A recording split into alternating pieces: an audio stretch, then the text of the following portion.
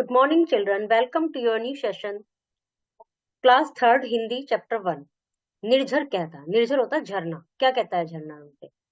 निर्झर कहता बढ़ो साथियों, सरिता कहती हो गतिमान, सागर कहता जीवन में तुम धैर्यशील और बनो महान.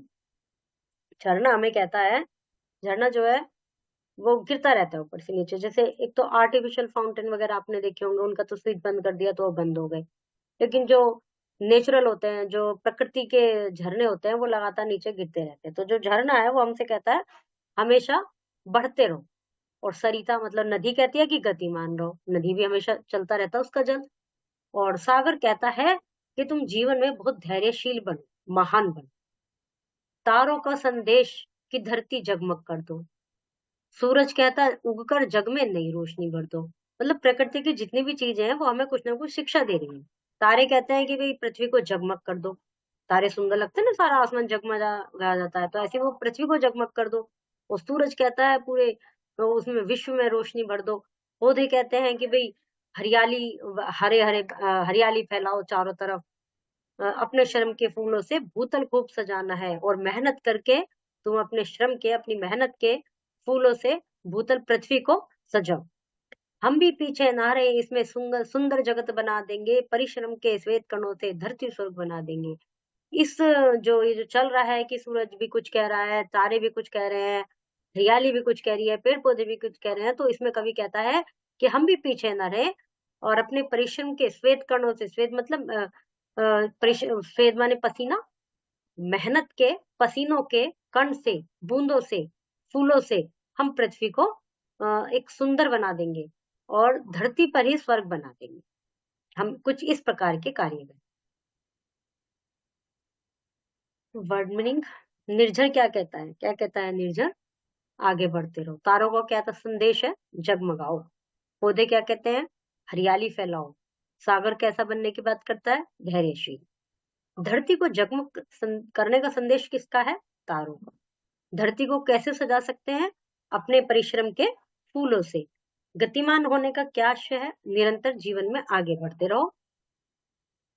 इस कविता में प्रकृति के आवश्यक तत्व हमें क्या-क्या सीख देते हैं? तो इसमें सभी का बताना है कि किस-किसने क्या संदेश दिया है. धरती को स्वर्ग कैसे बनाएंगे? हम धरती को स्वर्ग अपने मेहनत से, अपने उससे अच्छे कार्यों से धरती को स्वर्ग बना सकते हैं.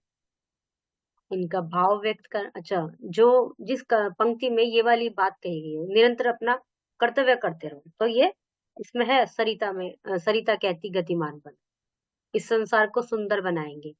ये इसमें लास्ट वाली लाइनों में सुंदर जगत बना देंगे, हम भी पीछे ना रहे, इसमें सुंदर जगत बना देंगे. तो इस तरह से जिसमें जिस लाइन का मीनिंग है इस संसार को हरा भरा बनाना है, वो ये वाली लाइन है. पौधे कहते हरियाली सरसाना है.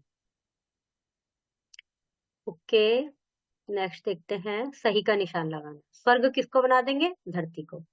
धैर्यशील का क्या अर्थ है? धीरज रखने वाला. भूतल जमीन. जगमग चमकना. सूरज संसार में क्या भरने की बात कर रहा है? रोशनी. अविनाश टीवी देख रहा है, सुन रहा है? देख रहा है. अध्यापिका छात्रों को पढ़ा रही है. तोता पेड़ पर बैठा है. विशाल जल्दी जल्दी पी रहा है. बगीचे में फूल खिल रहे हैं. फूल के क्या क्या है? पुष्प ये वाला. निर्जर ये वाला. सरिता 1, वायु 3, धरती 4. इनसे वाक्य बनाने हैं. इनको वर्ण विच्छेद, दिए गए शब्दों का वर्ण विच्छेद कीजिए. जैसे सरिता का क्या हो ना, तो जैसे मैं के बाद ओ, ए और उसके ऊपर ये 2 मात्रा है. से प्लस ए प्लस मैं प्लस ए. से प्लस ऊ छोटे वाला ऊ प्लस रे प्लस ए प्लस जे प्लस ए. भै बड़े वाला ऊ प्लस ते प्लस ए प्लस ले प्लस ए. और ऐसी बादल बे प्लस आ, दे प्लस ए, ले प्लस ए.